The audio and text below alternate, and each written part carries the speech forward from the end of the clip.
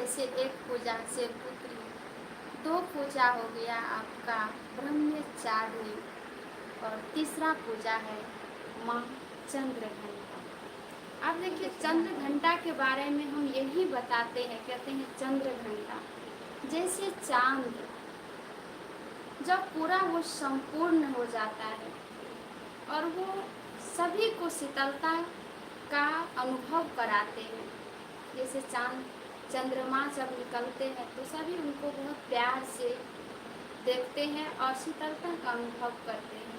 इसी तरह से माँ चंद्र घंटा जो 16 कला संपूर्ण कहा गया है, कहा जाता है जब वो पूरी तरह से मतलब विवाह करने का योग्य हो जाता है, संपूर्ण हो जाता है, तो उसमें पूर्ण रीति से उसमें सोचने की, समझने की और जीवन में सही निर्णय करने की बुद्धि आ जाती है।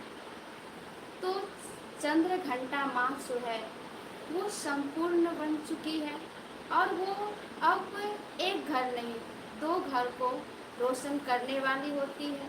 लेकिन अध्यात्म में कहा जाता है कि जब हम सभी को परमात्मा जो इस ज्ञान दे रहे हैं, आध्यात्मिक ज्ञान, और इस ज्ञान को जब हम सभी प्राप्त करते हैं, जब हम सब 16 कला संपूर्ण बन जाते हैं, तो हम सब सही क्या है और गलत क्या है ये निर्णय ले सकते हैं। इसी तरह से माँ चंद्र घंटा के बारे में बताया गया है, और चंद्र जो चंद्रमा की तरह है, और बताया जाता है घंटा। कहते हैं जब मंदिरों में घंटा बजता है तो चारों तरफ शुद्धि का वाइब्रेशन फैल जाता है और जितनी भी नकारात्मक ऊर्जा होता है वो सब खत्म हो जाता है। तो इसी तरह से जब हम सभी आत्माओं के मन में जब परमात्मा की घंटा बज जाता है तो हम सभी आत्माएं हर तरह से अपने आप को शांति, प्रेम, आनंद के अनुभव करते हैं।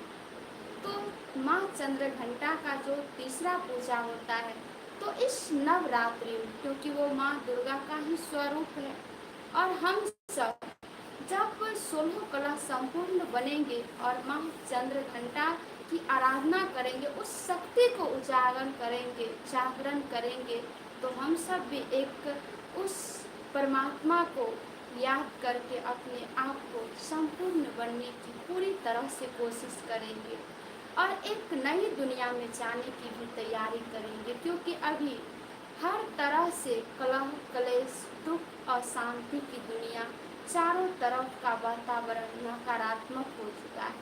क्योंकि कहा जाता है कि ये दुनिया ही कलयुग है, लेकिन कलयुग दुनिया नहीं है। हर मनुष्यों के आत्मा में कलह कलेश होने के बाद ये दुनिया कलयुग कहलाने लगा है। तो हम सब आइए, एक के करने से कुछ नहीं होगा, सर्व के सहयोग से हम सब एक कहते हैं ना नई दुनिया का स्वागत करेंगे और इस पुरानी दुनिया को, पुराने नकारात्मक ऊर्जा को खत्म करेंगे और माँ चंद्र घंटा की पूजा करेंगे और वहाँ जाके उपासना करेंगे।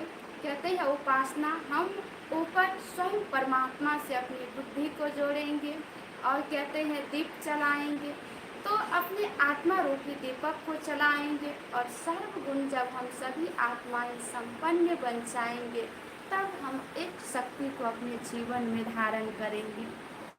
तो आइए आज हम माँ चंद्र घंटा का स्वागत करते हैं। हम सभी मिलके फिर उनका आराधना पूजा करते हैं। और आराधना पूजा करने की बात नहीं है, हमें भी उन जैसा बनना है। अच्छा, Om Shanti, Om Shanti.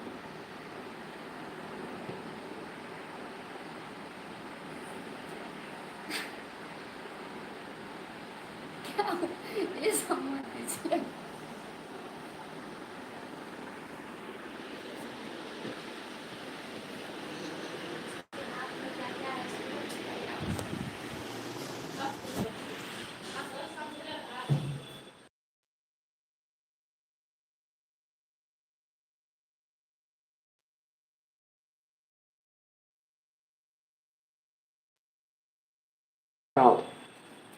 Play by TS Card.